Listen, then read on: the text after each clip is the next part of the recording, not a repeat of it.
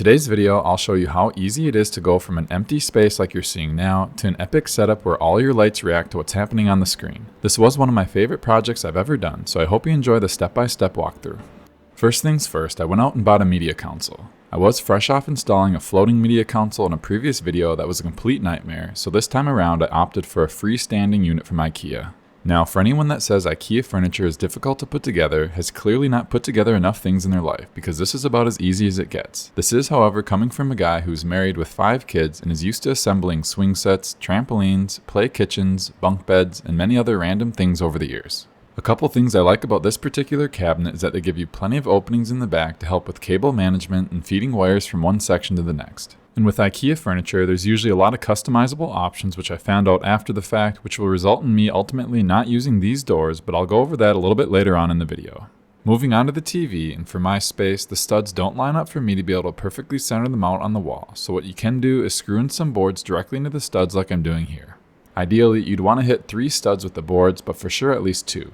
I bought this heavy-duty mount by EcoGear that's meant for TVs between 42 and 90 inches. This is one of the best reviewed products on Amazon and the same one I used to mount my 77-inch Sony in our living room.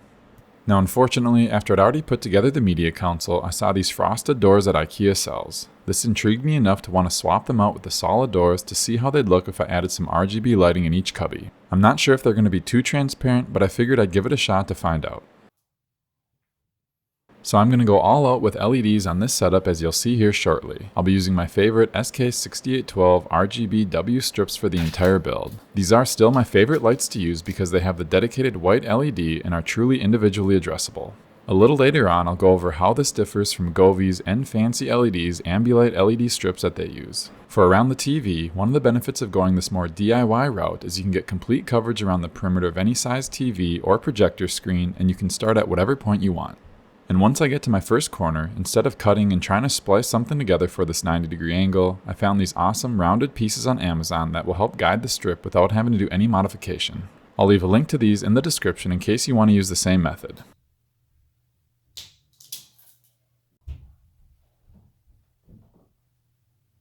I'll zoom in on everything so you can get a closer look.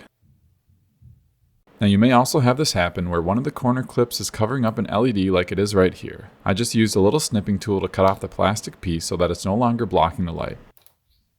Next, I'm going to be adding some lights underneath the media console. This is pretty straightforward as I'll be sticking the LEDs to the underside and cutting off the extras at the end. Moving on to the inside of the cubbies, I'll first measure and cut 3 strips of identical lengths that I'll be attaching inside each cabinet. I then soldered a little over 2 feet of 18-gauge silicone wires between each section like you're seeing here. Now if you are curious on how to do this, I made a soldering for beginners video that you can check out that goes over everything I did with close-up footage and detailed commentary that I highly recommend checking out if interested. From here, I first fed the sections through the back openings and then placed them about 2 inches from the edge. I'm really hoping this won't be a waste of my time and that the effect of the RGB lights illuminating the frosted glass will be worth this extra work. So if you've seen some of my videos, you know I'm pretty picky when it comes to cables. I'll use some white tracks and some double-sided sticky tape to make sure all the wires are pretty much out of sight. And as a reminder, like always, I'll leave links to everything I'm using in the description. I'm also going to be bringing in my DIY floor lamps that I made in a previous video. I'll leave a link to that project in the description if you want to see the step-by-step walkthrough, but it was super easy to make. I used some large corner diffuser profiles from Muzada, glued some blocks of wood together to create the base, installed some SK6812 LEDs, and called it a day. I still haven't gotten around to painting the wood white, but it is on my to-do list. Now before moving on, I want to thank the sponsor of today's video, Aura. So this is me signing up for their free 14-day trial, and during the setup process, one of the many things they do is scan the internet for data brokers that have your personal information. These data brokers then make a fortune selling your information to spammers, scammers, and other entities that want to know more about you. Now, Aura was able to find 30 such instances of my personal information being in the hands of these companies. Then, with one click, Aura sends out a notice to have my information removed from their systems, which they are legally required to do when asked. Their all-in-one platform offers antivirus protection, credit monitoring, credit lock, financial transaction alerts, secure VPN, identity protection, parental controls, 24/7 US-based customer service, and much, much more. I'll leave a link in the description for you to start your own free 14-day trial, so please make sure to check them out. Thank you all so much, and now back to the video. So for controlling all the lights, I'll be using a couple different plug-and-play options. The first is from a company called GledOpto. This is a great device that supports 5, 12, or 24 volt addressable strips, comes with a built-in mic, supports either barrel plug or wired power connections, and has 2 data outputs that all have these easy-to-use clamps. There's lots of different ways to get your lights connected, but I'll go over a couple options that are the easiest. Pretty much all LED strips come with an extra JST connector, but if not, I'll leave links in the description for ones you can buy. I'll first be separating the strands and then stripping them back to expose a little bit more of the wire.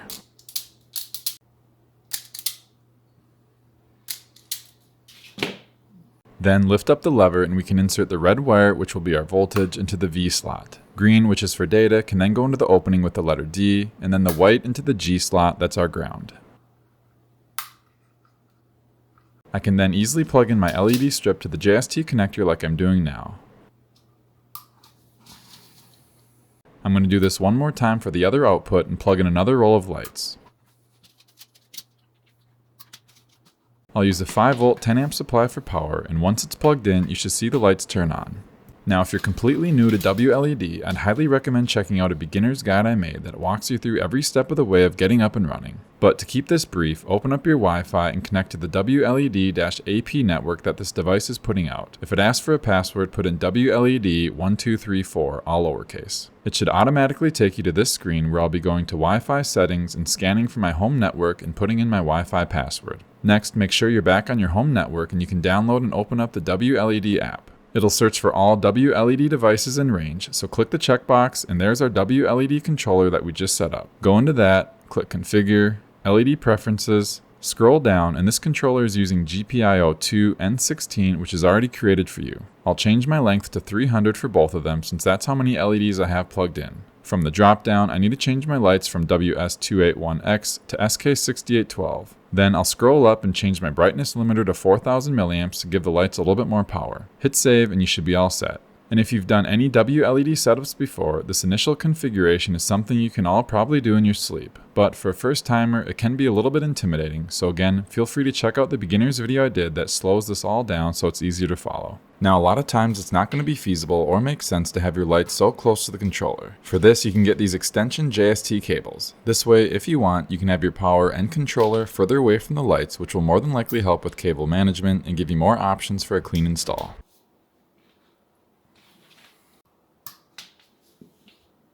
The other attachment that might be relevant for certain installs is the splitter. What this does is take the data signal coming from the output and splits it into 2, so that both LED strips that are plugged in will do the exact same thing at the exact same time. And finally, if you perhaps have soldered your own wires into an LED strip like I did for the lights in the cabinet, I could just directly plug those into the controller like this. So for the other controller, I'll be using a couple MAG WLED units. This works off of a USB Type-C power and supports either 5 or 12 volt strips. The beauty of this is how small of a profile it is and how easy it is to set up. I'll plug in my power, and it already comes with the JST connector attached, so I can connect my lights, and after going through the same setup steps, you're ready to go. This will also work the same way if you want to add the extension wire, or if you want to split the data signal. Now until I add an outlet up behind the TV, I'll do the best I can. I'll run an extension cord from inside the IKEA unit and out the back to the outlet on the right. Then I'll run another extension cord from the center cabinet up behind the TV using the cable concealer track in the middle, which I already installed. This is also where I'll be hiding any other cables that I might need to run up to the TV. For the lights on the TV, I'll be using the GledOpto controller. I'll measure approximately where I want the unit and cut an extension JST cable down to the size I want. I'll strip back the ends and get it connected to the controller. I'll use some 3M command strips to mount it to the back of my TV, connect the JST clips together, and use some cable management pieces to tidy up the loose wires. For the 2 floor lamps, I'll again be using the GledOpto controller with its easy to use 2 outputs. I'll use the extension JST connectors to extend the wires from the 2 towers and connect them in the middle to the controller. I'll be able to place everything behind or in the media console and easily run power from the middle cabinet.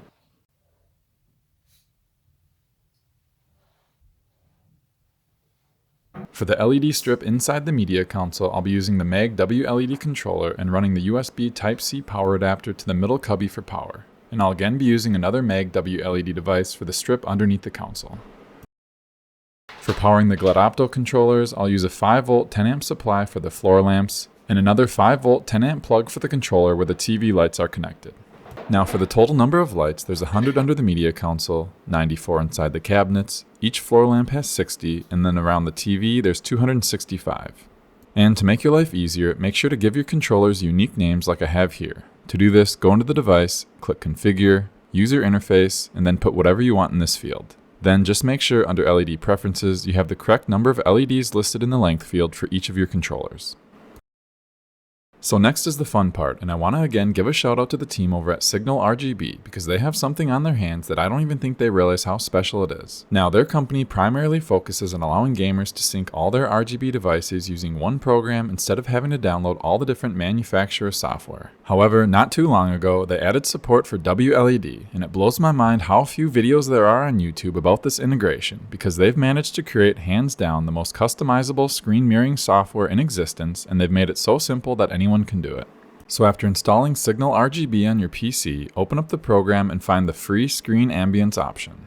Next, click on Devices, scroll down, and select WLED. Here you should automatically see all the WLED devices with their unique names that I gave them from the previous step. But if you don't see anything show up, you can of course search by their IP address that can be found on your WLED app. I'll start with the under cabinet lighting by clicking Link. Go back and you should now be able to select the new WLED device that appeared. Click Add Component, then Create, and this is where we're going to tell SignalRGB that we have 100 LEDs that we want to act as a single segment, and hit Create. Next, let's go into Layouts, and this is where the magic happens. Here I have my LED strip that I just created, and if I hover over the left side, it shows that this is LED 0, which indicates the start of the strip. Now, I usually like to make my strip slightly taller to make it easier to drag around, so under Height, I'll change it to 5. For the under cabinet lights, I know the starting point of my actual strip is right here on the right side, so that means I need to rotate my virtual strip on the screen 180 degrees so that it lines up correctly. Then, since I want the entire strip to mirror the entire bottom part of what's on the screen, I'll drag the edges out further on each side and then move it to the bottom. And just like that, the LEDs underneath the IKEA Media Console are mirroring the colors at the bottom of the screen. I'll go back and do the floor lamps and show you how the program treats the two separate data outputs on the GLODopto controller. After clicking Link, go back and find the floor lamps WLED icon. SignalRGB recognizes the total number of LEDs, which is 120. I'll go to Add Component, Create, and this is where I know each lamp has 60, so that's what I'll enter and hit Create. Then hit the plus icon, Create again, and we'll add our other 60 lights for the second floor lamp. Now when I go back to the layout, on the right hand side you'll see the floor lamps added with the two segments underneath. To make this easier to set up, when you click on the strip, the lights it corresponds to will flash a different color so you know which ones you're working with. Make sure to pay attention to what LED is at the beginning, move them around to the part of the screen you want them to mirror, resize them if you want, and you're all set. The lights inside the cabinets are super easy. This will be a segment of 94, and then I'll move the strip to the very bottom just like I did for the LEDs underneath the console. And finally, for the LEDs behind the TV, I know that I started my strip in the middle and worked my way around this way. I already counted and know the number of lights for each part. 42 will be our first segment, 48 the next, 85 at the top, 47 back down the side, and 43 to finish the loop. I can then take those numbers to create the 5 different segments. And this is why I said earlier that it doesn't matter where you start your strip, because SignalRGB allows you to place any part of the strip anywhere you want. And even though I'm using SK6812 LEDs, you can use any strip or any product that's compatible with WLED. Creating custom installs that react to what's on your screen is one of my favorite things to do and definitely gets the biggest wow factor when people come over, because seeing an entire room change to match the mood or vibe of what you're watching is still something that the vast majority of people have never experienced in person. And the fact that I could use cob LEDs, matrix panels, cheap WS2812B strips, fairy lights, circle LEDs, or hundreds of other items really gets me excited thinking about what type of setups I could come up with. So once you have everything set up the way you want, go to Customize, and this lets you further adjust the screen mirror settings. Right now I'm in Vivid mode, which breaks the colors on your screen down into blocks and then sends that data to your LEDs. You are able to tweak the color settings to get it as accurate as possible, and I found -4 to be the sweet spot for me. You can also adjust the brightness and saturation, and this is all personal preference, but I like the saturation all the way up and brightness somewhere in the middle.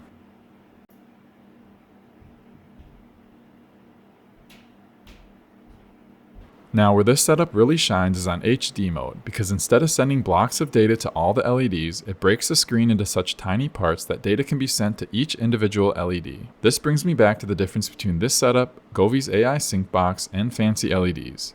Here I have all 3 strips lined up next to each other. Fancy LEDs on top with their impressive 96 LED per meter strip, the SK6812 strip that I'm using in the middle that has 60 LEDs per meter, and then the Govee strip at the bottom that has 75 LEDs per meter. Just looking at all 3 of these, you might assume that the higher density the strip has, the better the results. And this would be the case if all 3 strips were truly individually addressable. But both the Fancy and Govee kit are only able to be controlled in groups of 3, which is normal when it comes to the plug-and-play Ambilight kits. Here's a perfect example of how this plays out. For just the LEDs currently in view, the Govee strip at the bottom can at most have 5 different colors being displayed at the same time. For Fancy LED strip at the top, since it is more dense, can at most have about 7 different colors being displayed simultaneously. Now for the strip in the middle, even though technically it has the fewest number of actual LEDs, because they are truly individually addressable, I can have up to 13 different colors being displayed at the same time. This is a great demonstration of how fluid the colors are able to transition from one LED to the next when you're able to take advantage of every single LED, because even during this very slow revolving animation, the colors are moving with pretty much zero choppiness. Now in this clip, I want you to pay close attention to the top part right here. You'll see how the color is perfectly synced up with the movement of the helmet, and again, this type of result is only possible with true individually addressable LEDs. And here's another example where this is evident with the clouds at the top of the screen. So what happens if you're watching content that's a different aspect ratio or a movie that has black bars? As you can see, our lights that are set to react to the very top and bottom of the screen are currently doing nothing because that part is black. And this brings me to another brilliant feature of SignalRGB. All you have to do is go into the layouts, move the LEDs that we have mapped at the top and bottom of the screen in a little bit closer so that it's within the range of content, and now I can save this as a new layout and then go back and forth as needed. Now when we play the same animation, all the LEDs are once again engaged. Next, I wanted to share with you a pro tip that'll give you even more control over performance. At the time of making this video, saturation lets you go up to 50. However, since SignalRGB is designed using simple HTML and Java code, anyone can easily learn and understand how to make adjustments themselves. First, go into your C drive, Users, click your name, App Data, Local, Vortex Engine, App 2.4.42, Signal X64, Effects, and then Dynamic. Right-click on the screen ambience and then edit with Notepad. Use Ctrl F to find saturation, and here you can adjust it to go higher. I'm going to increase the limit from 50 up to 200. Click File and Save, go back into SignalRGB, and you're now able to adjust the saturation all the way up to 200. Here's an image at the previous max of 50, and here it is with a new max of 200. It really makes a big difference on some content, so if you're ever in a position where you're wanting the colors to pop a little bit more, remember this simple step to give you more control. Now when I say this setup is pinpoint accurate, this is a great demonstration of what that means. I have the LEDs mapped to turn on once the content on the screen hits the outer edges, and this executes it flawlessly. Another area that I want to highlight that's improved since the last video I did on SignalRGB is the delay. Like I said earlier, the program is essentially capturing what's on the screen and then sending that color data to our GLED-Opto and Mag WLED controllers via Wi-Fi, which then sends that data to every single LED, telling it what color and brightness it should be and when to turn on and off and how fast. You would think that this process would take long enough to be able to visually see a significant lag, but somehow they've managed to keep this near instantaneous. I have my PC connected to the TV with an HDMI cord, and it really is impressive at how close to perfect they're able to get this. Next, I wanted to run some side-by-side comparisons between SignalRGB and Fancy LEDs. I'll let you look closely at both of these before revealing which one is which. Specifically, look at the movement of the colors on each side and let me know if you think one looks better than the other. It is actually pretty close, but SignalRGB on the left with its ability to take advantage of every LED is just a tad bit smoother in my opinion. Now, the one area that I hope SignalRGB will eventually give us the ability to control is contrast. Because as of now, unless the content is pitch black, the LEDs will remain on during darker scenes. I've been spoiled with Fancy LED's Ambilight kit because the way their setup handles the darker parts of the screen is perfect. I do realize that some of this is personal preference and some of you may not like the lights turning completely off, but at least for me, I would much rather have the contrast performance of the Fancy LED kit over SignalRGB. So what does this all mean for SignalRGB when compared to Fancy LEDs? Well, as of now, both are incredible options, but they're currently geared towards different audiences. SignalRGB already has a huge following in the PC space, and I think right now they appeal more to the DIY type crowd that wants complete control over their setup. With the ability to use any LED strip you want, including individually addressable lights, you can achieve incredibly smooth and precise results. Another advantage is you're not bound by any size limits, and because of this, you can create custom installs that fit any size monitor, TV, or projector. And I previously made a video where I decked out my 120-inch ALR screen with LEDs and used SignalRGB to sync everything together. I'll leave that video link in the description in case you wanted to take a look at that project. And I'm really just scratching the surface of all you can do with SignalRGB. Thankfully, they have an incredible YouTube channel where they post a ton of great content highlighting some stuff that left me speechless, so make sure to head over there to have a look. They're also very active on their Discord channel, which is always a good sign of a company that cares. However, what I feel is going to limit their potential to get more people on board with doing what I've just done in this video is the fact that it's a PC program and that's going to be the only option for your input source. This means you can't use your PS5, your Apple TV, your Chromecast, or any other HDMI device. On the other hand, Fancyleds offers what I feel is the best contrast performance while allowing you to use any HDMI device as your input source, making it much more of a viable option across all your entertainment platforms. They're also much more of a plug-and-play option because you don't need to do anything with WLED. And above and beyond just the TV lights, Fancyleds now sells additional high-density strips that you can cut to size and place around your room. I did a video on this recently that I'll link in the description in case you wanted to take a look. Now, where I think things will get very interesting is if SignalRGB decided to create their own sync box that used their amazing software. If they did this and figured out a way where we could adjust the black level performance, I personally think they would have the most complete Ambilight system on the market. But anyways, if you already have a PC and you have some spare controllers and lights laying around, I'd highly recommend trying out SignalRGB, but make sure to start on a Friday since you're not going to want to do anything else for the next few days. So that about does it for this one. I'll leave you with some more final footage of everything in action. Thank you all for watching, and as always, I hope you have a blessed day. Quiet streets where the night feels still. Echoes fade in the space we fill. Moonlight paints on the city walls. We're just shadows, but we stand so tall. Breathing